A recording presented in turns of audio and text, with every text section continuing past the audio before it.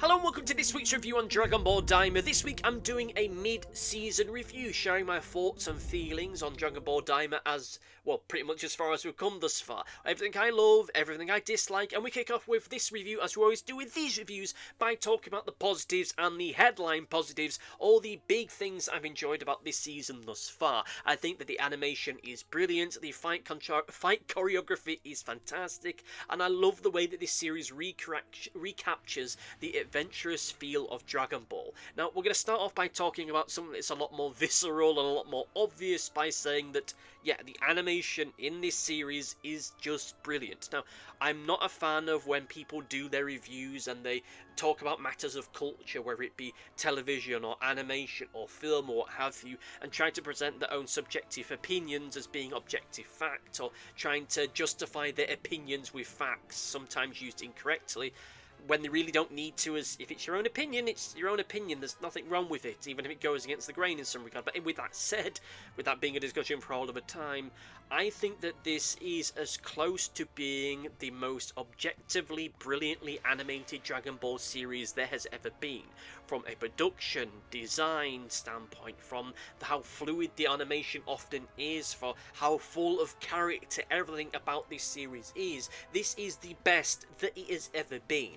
And I know that we're in the digital age now when it comes to animation, and as such visual mistakes in animation are largely gone. You know, the age where a character's hair colour or skin colour would just be the wrong colour for a frame, or the perspectives would be wrong, so now suddenly a character looks like a giant when they're not supposed to. Yeah, those days are gone, and with the exception of the first half of Super, we've never really had major issues with this series recently, and certainly not in the age of digital stuff. But here there's been zero issues, zero problems, zero errors. I mean, the only issues that we've had visually with this series have been due to post-production things, which I'll discuss later on. The animation style helps to reintroduce an element of character into this series, which I think has been missing for a very long time, and I think is something that the Super series desperately needed.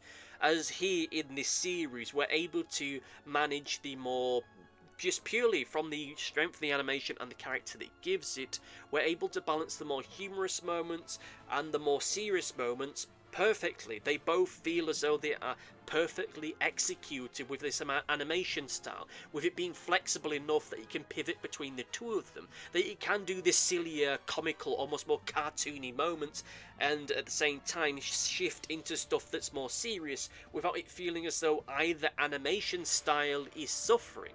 That in one scene you can have Goku and the others fighting a big monster and it doesn't look out of place, and in another scene you can have something kind of creepy and scary and insidious with again it not feeling out of place, and then you can have something more serious with it once again not feeling out of place, because we have an animation and design philosophy here which is just so flexible that it can easily pivot from one thing to another, so that the humorous moments don't look out of place or the action moments don't look out of place, which is, I will admit, something that I'm worried about with the oncoming Vigilante series, but that is something I'll discuss at a later point.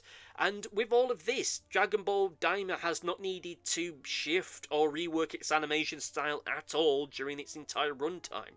It's been able to stick with pretty much the exact same design from the beginning to the end of it. It's not been like in the original Dragon Ball, or within Z, or within Super, where at a certain point the animation style started to shift slightly, and how it presented itself, its tone and its lighting and how it puts its action sequences together hasn't needed to change, because again the animation style and the art style is just so flexible that it can be funny at one point, it could be serious at another point without having to change how it looks or how it feels.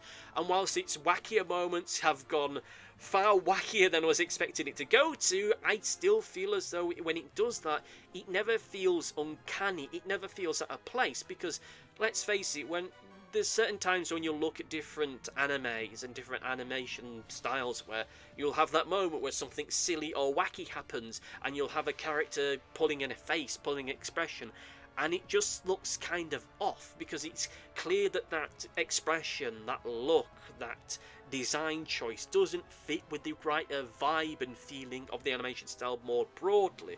They'll pull a cartoonish face when everything in this series up until this point has been rather realistic or naturalistic, or had a very specific art style that just doesn't really pivot into that wackier one, and it looks out of place and not in a way that's intentional. But here, again, that isn't the problem, because it can be as silly as it needs to, as serious as it needs to, or as scary as it needs to, whenever it needs to, and it's able to pivot around with that because of just how flexible, just how machine perfect the animation is here. And I say this as someone who isn't really an animation person from a technical point of view. I can see this artwork being presented in any number of ways without you needing to rewrite or redesign the characters, and then they can be every bit, again, as serious, silly or wacky as they need to be, or even scary as they need to, by just having them as is and just changing the stance and expression or just the lighting in certain situations. And this is all benefited by the fact that this whole world that this series takes place in, this little universe, feels grand and massive in scale, even though it might not be literally massive in scale, but it also has this sense of mysticism and mystery about it. It feels like when we're in this world, we're in this bold new world of adventure and mystery, of strange new places, people and cultures we've never seen before, trials and adventures for a daring hero and a bunch of wrong-uns and roustabouts that need a jolly good whopping and a jolly good smack bottom for being bad guys. And once it doesn't get into that stuff anywhere as much as I would like it to, everything that we see here with this world, with this series of worlds, looks fantastic. And again, this goes back to just how brilliant the animation is, and that these different realms, these different places can have a very distinct and different culture and design to one another, being at times mystical, being at times scary, being at times serious, without it ever feeling out of place or making it feel as though our characters have wandered into the wrong program, or the wrong program's got the wrong protagonists in it, depending on which way you want to cut this out. I just love everything about the way that this world and this series of worlds is designed. And the third demon world, when we first see it, it feels bigger than the entirety of the Dragon Ball Super multiverse for me, despite it being literally many times significantly smaller than it. And a lot of it comes down to the fact that it feels as though the third demon realm has something to explore. There's actually something to see, something to do, something to have adventures in. It feels like this rich, untapped realm of magic and mystery and adventure that the Dragon Ball Super Multiverse never had. That this place feels as much as a character as Goku, Vegeta and Gohan and all the others. We see elements of this mystical world throughout it with each different version of the demon realm that we see. I will admit that much of its world building is ultimately done for the sake of story, and that is something that I'm in two minds about, as I do wish that was just more stuff that was just done for the sake of world building, building up this world more so than it was building out the world of this specific story.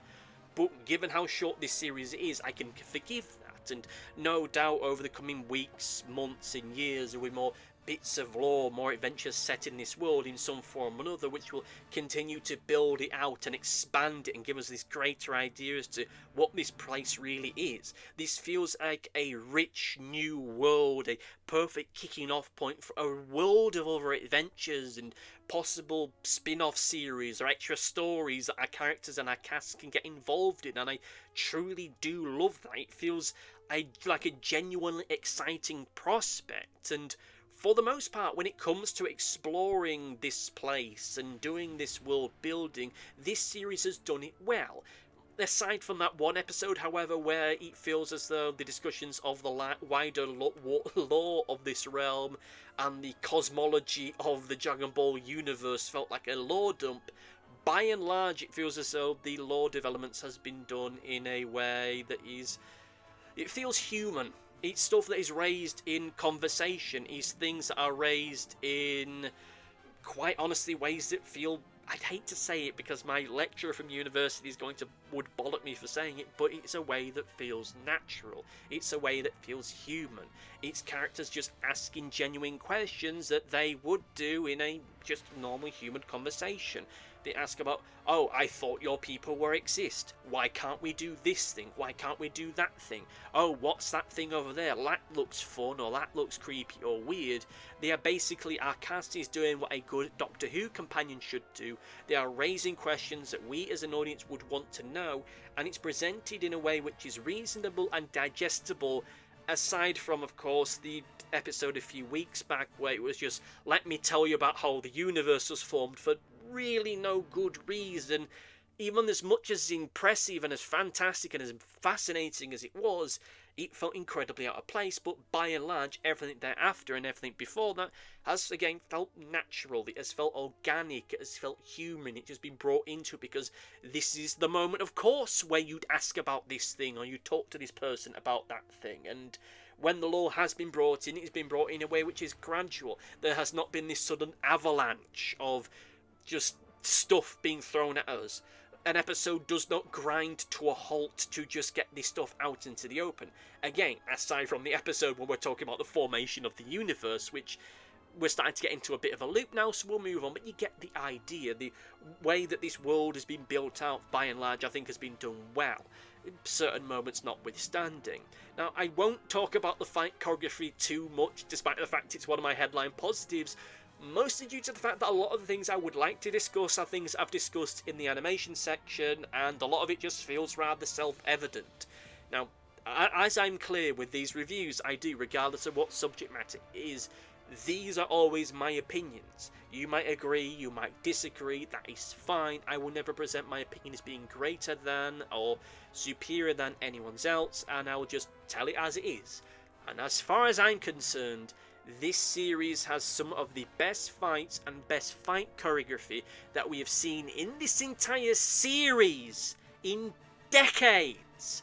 Not years, decades. A couple years back, I went back and rewatched Dragon Ball. Then I went through into Z, GT, and finally got sat down and watched through Super. And I have to say, and I'd hate to say it, but as time went by, I got gradually more disappointed about how the fights were being presented and put together.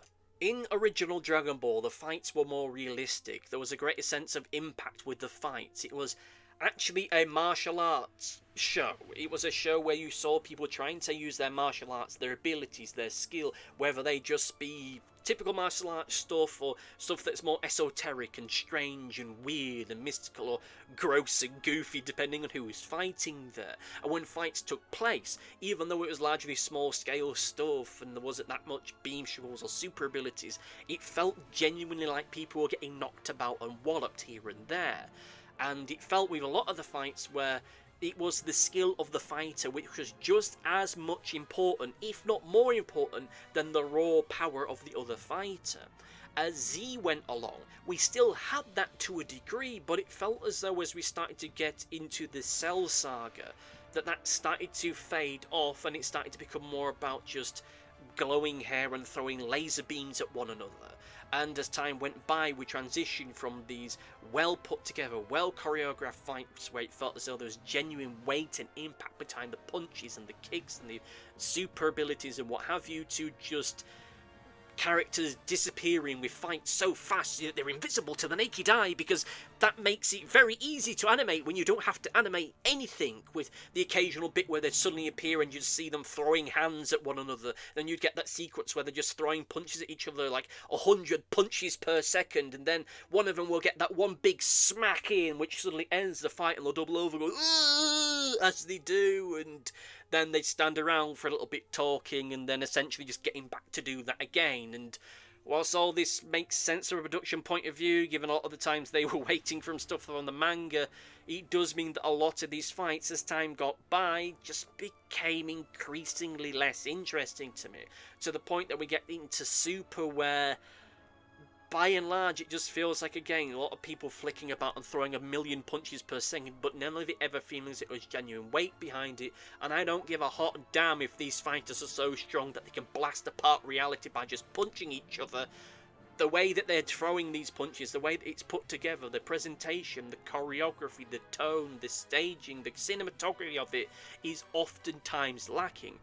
in this, the most fascinating and interesting fight I've seen in decades for this entire Dragon Ball series was Goku fighting a bunch of people in a bar. The stuff with Beerus, and then later with whatever his name is, the guy that looks like a grey alien guy towards the end of it with the Pride Troopers, felt lacking. It felt weightless. Whereas in this, even though it's significantly less powerful, it has a great impact. Seeing people getting knocked about with the power pole has a greater sense of weight to it than punches that are so powerful they break the fabric of reality. And Dragon Ball Daima doesn't have the issue of that lack of weight. Whilst the fights lack power and they lack super forms and magical super bullshit activities, it all feels as though they are fights, that people really are getting knocked about, that there is weight and impact in those movements, and we get to see it all, even if the fights themselves are only short, even if the fight sequences are short and they're spread off across 2 episodes, we get to see so much in these fight sequences that we didn't get towards the latter half of Z, and regrettably, what feels like the majority of Super. And GT, for what it was worth, didn't really do much better either. I will save off going too far into glowing about the fight sequences for another few weeks, because that's when we get into the final review, but like I said earlier on in this whole review, I've alluded to the fact that I feel that Dragon Ball Daima does a brilliant job in recapturing the adventurous feeling that the original Dragon Ball has.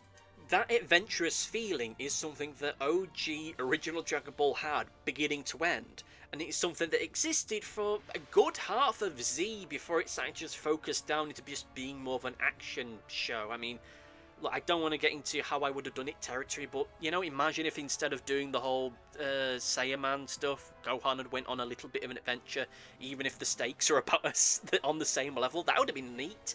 That would have kept to the spirit of anything, but still, we at least had half of Z being some way adventure orientated to some degree or another, even if a lot of that was filler.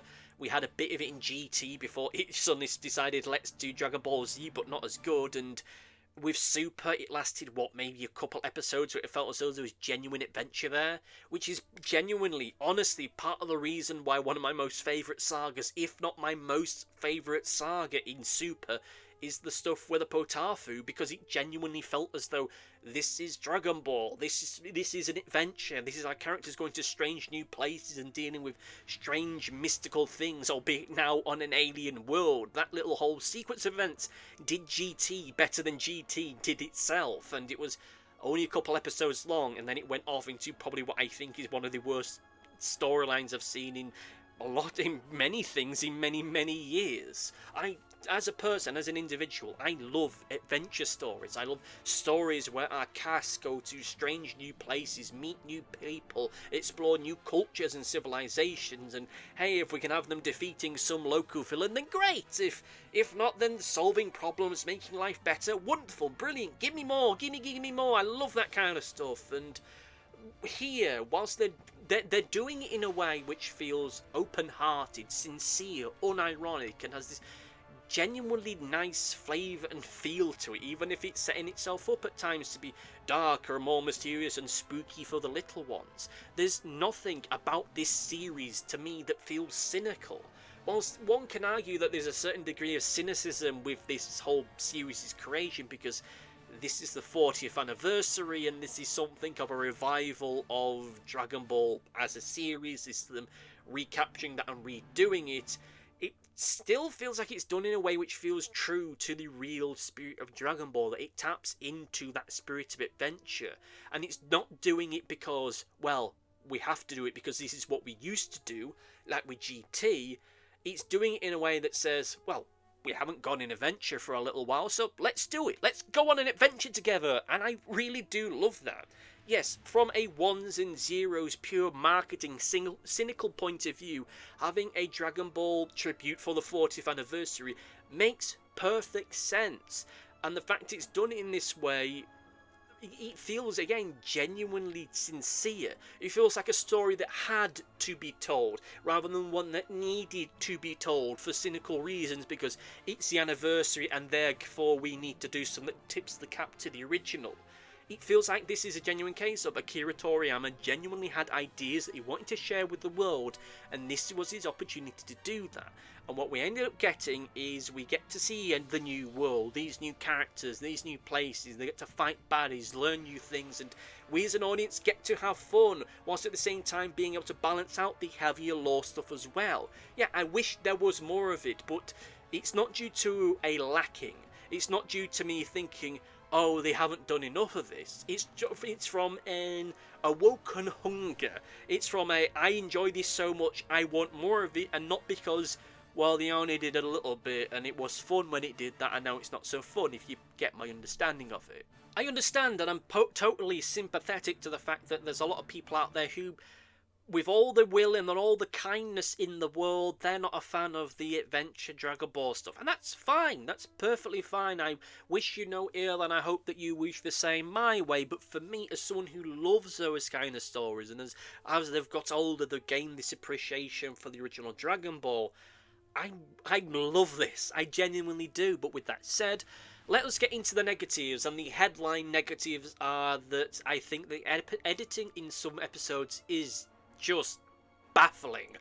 I think that it pivots far too much from the adventurous tone far too soon, and I think it's trying to fit too much into what is ultimately a very narrow time frame. So we'll begin by talking about the bad editing. As much like the great animation, it's something that's a lot more visceral, a lot more easy to just understand and comprehend. Now, bad editing might not seem like much, and in the grand scheme of this series it's not the biggest issue, but I can't help but feel that the weird editing that we've had as being not out of a creative necessity, but more out of them working with a very strict runtime per episode. For those of you who don't know, or at least you haven't noticed, or maybe you're watching this after the fact and this isn't a problem, there's various moments in different episodes where for no good reason everything just fades to black.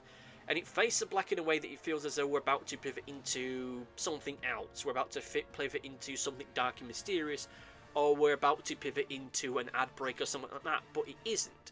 It is a short, maybe 2 or 3 second fade to black before it fades into something else, and it's done in such a way that it just feels odd to me. Like, it's not because they're editing out something that's too violent, or something that could be too problematic. This isn't like with the Pop UK release where they edited out some of the fights from Super. It's only a 2 or 3 second gap worth of screen time that's taken out, which feels as though it was to take out maybe 2 or 3 minutes worth of runtime of something, some scene transition or another, and it just gives us these strange fades to black instead. It's like I'm watching the TV edit of certain movies where, oh, we'll put in this fade to black so it's easier to put the adverts in, but the hard coded, and not every TV channel does adverts at this regular of intervals, if you get what I mean. And it genuinely just feels like, okay, this episode has gone on 6 seconds longer than it needs to do, we need to cut 3 seconds from it, so let's have a fade to black and we'll use that to cut the 3 seconds out of it. And if that's the case, that sucks, and the way that they've done it feels distinctly unprofessional. Given just how fantastic the production value of this entire series is, the fact that their solution to gain maybe an extra 2 or 3 seconds of runtime is to put in a fade to black feels odd to me. I mean, seriously, could they not have edited something out from somewhere else? And in some of these cases, it feels genuinely like, well, you didn't need the opening bit where it tells us what a Saiyan is or who Goku is. That's about 6 or 7 seconds. Take that out and you can have as much as you like put back into it. I'm genuinely curious to see if these missing seconds are put back into the episodes. Maybe they will do after the fact. Maybe they will do once the Blu-ray release of this comes out, if there's going to be one. But in the here and now, it feels bloody odd that we have these weird cuts that exist for the sake of maybe a couple seconds at a time. I don't know if the broadcaster in Japan is so strict that they won't let them go 1 second over their allotted time, but my god, it genuinely feels like that. For something that's a little bit more substantial, I feel that the series pivots away from the adventurous tone too soon. Look, as I said previously, I know that not everyone can ride with Dragon Ball flavoured adventure. I know that not everyone is a fan of original Dragon Ball. I love it, and I loved it when this series had that kind of flavour. But I feel that it gave up on that far too soon. after only a handful of episodes, we went off from going on these adventures, seeing these new interesting places, to just, right, we need to find the Dragon Balls, we need to find the Dragon Balls, with the misadventures that we'd get in Dragon Ball just fading away very quickly. And now here we are in the final 8 or 9 episodes, where it feels a lot more like Z, but with better gags.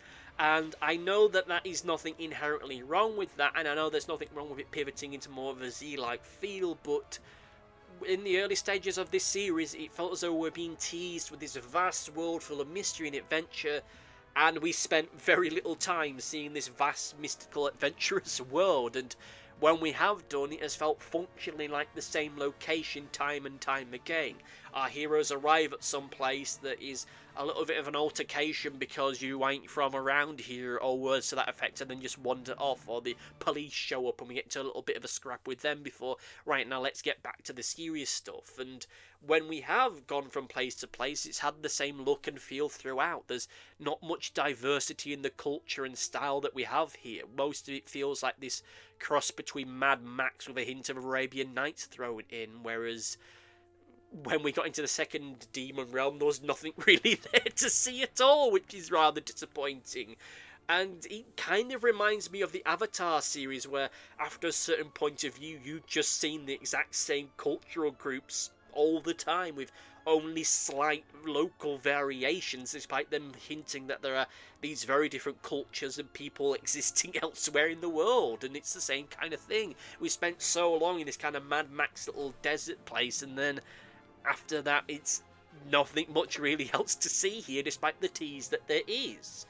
Now, one of the biggest pieces of criticism that there has been for this entire series has come from people thinking that the pacing is off. More pointedly, they feel as though it's taking things too slowly, and it's taking too long to do, quote, anything. And I will admit that I don't fully agree with that, at least not pound for pound. I feel that each episode does what it needs to do brilliantly, and I think it does so in the exact amount of pacing that it needs to.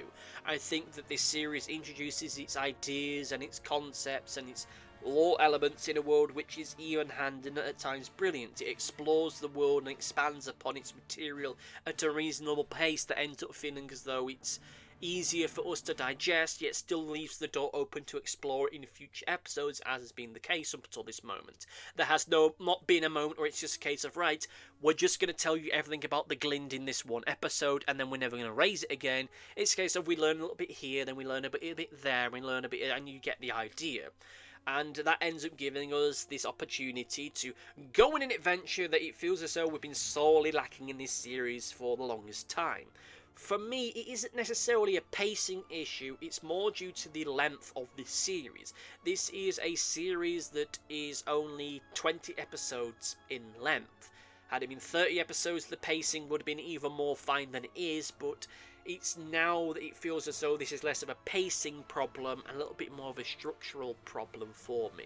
As again, I feel that everything that it does is paced well. It just feels as though they're at a point where they're having to stick so much into a given episode to try and maximise the amount of time that they have. As I've mentioned in previous reviews, it feels like a case of, oh, this is the thing that they would have dedicated an entire episode to in Dragon Ball. Like the episode where they first meet Pansy, and it feels as though, oh, that would have been the episode where Goku and his friends defeat these badniks in this little village and everyone's saved. But in this case, that isn't the case. It only really is touched upon for a quarter of the episode's runtime, and it's not really brought up again. It probably will be brought up again towards the end of this series, but at least in the here and now, it's just kind of happening. It's just something that has been and gone because we have to get on to the next thing. We have to get onto this next big major plot point. We have to get back onto this next major thing to set up whatever Aaron suit is doing. We need to get onto this next thing to have the silly gag and the unfolding mystery and the great conspiracy. For me, it's not so much a matter of pacing, it's more structural. Each episode itself is paced well, and broadly speaking, I think this series has been paced well. However, I think that it's more, well, let's put it this way. How long was our first act? How long is our second? Has our second act really begun? Because we only have 8 episodes left, so it means that we must now be in our second act, and must be now be about to into our third act. But it doesn't feel as though we've had the second act yet. We've only just now got to the second demon realm, and we're now about to leave it. So is those final 8 episodes we have going to be focused around the final act? Or has we still got a little bit more of the second act to get into? Are there any other twists and turns that we now need to go into? We only have 8 episodes left of this series for our villains, our heroes and villains to meet, to unlock some new forms for our heroes to look they're about to lose, and then win the day in just the nick of time to then have a little bit of an epilogue that teases into Super. Now, 8 episodes is enough to have an Act 3, though when will it begin in earnest? When will this final battle begin? You could argue that it could happen in the start of the next episode, and then you spend the next 8 episodes with this fight, or you could do it with 6, with the next episode being a setup for the fight, and the final episode being largely a wrap-up, but it doesn't feel like that's going to be the case. Dragon Ball Daima's pacing works if you're looking at it more of a mechanical point of view. It works, not... how do I put this? Daima isn't structured like a TV series. It's not structured like a manga. It's structured like a story. And there's nothing wrong with that per se. But as I frequently talk about the language of different mediums, it is to say that there's some things that work in one medium that don't work in another. Pacing like a story works in a novel. It works in a children's book. But it doesn't really work here in a TV sense, because you need to have that clearer sense of, right, Act 1 was this many episodes, Act 2 is this many episodes, now this final act is going to be this many episodes. Because the pacing more broadly is fine, it's just a case of, okay, how does this all hang together, and how much are we going to have to pack into a given episode to make this work? How much time are we going to be overlooking with our extended cast to get this stuff to work? Because it already feels as though Pansy and Glorio have already been shoved to the corner, and by and large, aside from just being there for the sake of getting them there, Bulma hasn't contributed much, and it's only just now that Vegeta's doing anything. I'm not sure that Piccolo's going to be doing much of anything either, so it feels as though there's a lot just in here, and that's not even taking into consideration what all the villains are up to. Like, pacing-wise, I think it works, but it feels as though there's just so much stuff that has to be packed into a given episode. And as we get closer to the end, it's going to feel more and more like, okay, how do we fit all this in? How much are we giving up? How much do we have to rush through these things? We only have about 8 episodes left, unless the rumours of there being an extra season closer to Easter are true. But we'll soon see about that. With all that said and done, however, let us get into the overview. Okay, so it's time for the overview, and I have to say is that, look, despite my issues of feeling that this series is starting to feel a little bit overstuffed per episode, whilst the pacing is good, it does feel as though we're getting to a point of that it's feeling a little bit less structurally sound than it used to do. I still think that this series is everything that I wanted from a Dragon Ball series since Z ended. And that was nearly 20 years ago in the UK at this point. This is everything that I wanted GT to be. This is everything that I wanted Super to be. It has the adventurous tone of original Dragon Ball, yet at the same time it can have spectacular and thrilling action, the likes of which we've not seen in a very, very long time, if ever, depending on your point of view. And what we have here is some of the best Dragon Ball stuff that I've ever seen. Akira Toriyama didn't just bring it for this, he brought everything. This feels as though this is the... I don't know. Look, I'm going to end up glowing over this a lot more when we get into the overview when we come to the big season review, but from where I'm sat right now, I love everything about this series. Yes, it has its issues. I think that it's dropped to the adventurous stuff far too soon. The editing at times is bloody terrible, and again, it feels as though they're trying to pack in too much into 20 episodes, but with all that said and done, I would be lying if I said that I hadn't enjoyed pretty much every single episode we've had thus far. Yes, some episodes feel a bit lesser than others, but as a whole entity, this has been fantastic. But, you know, that's just how I feel. With all that said and done, however, let's get into Comment Corner! It's time for Comment Corner, time to discuss the comments from the previous video, this one of course for the episode True Strength, and we kick off as well as we do with these videos by talking to Big X1 who says, I can't tell you how happy I am that Vegeta got a win, he has deserved it, and I was worried that Goku was going to steal his thunder again, like in the Resurrection F arc in Super. Thank you for your comment, and I'm happy to see that, well, I'm happy that you're happy, and I'm happy that was proven right. I really didn't think that they were going to totally just overlook him and steal his thunder like you say.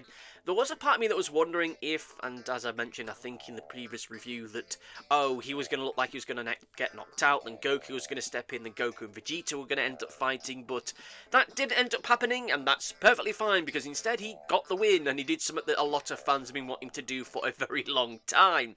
Our next comment comes from Carl Murray Griffin, sorry if I got that name a little bit wrong, who asks, is it just me, but where's Goku's tail? Thank you for your comment, and I think the in-universe explanation is that all our characters were turned into child versions of their current adult selves, rather than turning into the original child self, as that at the very least would go some way to explain why Goku can go Super Saiyan and why Vegeta can now go Super Saiyan 3, which is stuff they couldn't do as children. Or alternatively, you could interpret it that it was that Goku has been reverted in age to one of those rare moments when he was a kid where he didn't have a tail.